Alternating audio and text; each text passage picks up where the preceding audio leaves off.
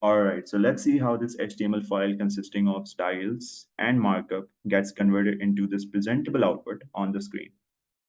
So we need to be aware of the fact that that the browser cannot really understand this HTML file directly. It has to be converted into sequence of bytes first. All right, so it would look something like this combination of zeros and ones. 1001000101110. I'm just writing random bytes over here. Now, these bytes would be converted into characters. What are characters? You see this markup written over here?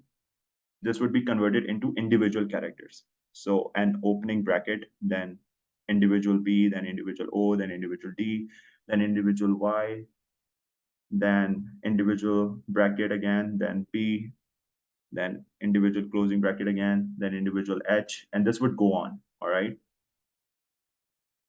for this, whatever seems this entire markup.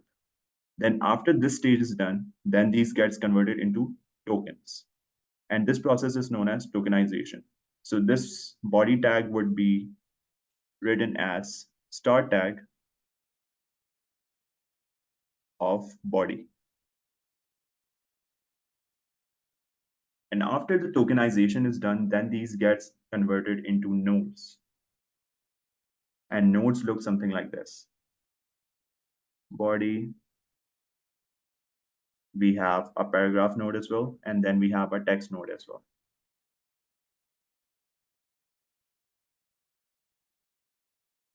Each node has three things: the type, value, and children. All right. Now, when we map a relationship between these nodes, it would convert into a hierarchical tree-like structure. All right. So we can see that in this markup, we have a body tag under which we have a paragraph tag. So let me just draw an arrow over here. Then inside the paragraph tag, we have hello world, this text node. All right. So if I were to draw this over here, it would look something like this. Body, then we have paragraph tag. Then inside that, we have some text. Okay. This structure, this tree-like hierarchical structure is known as document object model. All right. Now let's talk about what would happen with these styles.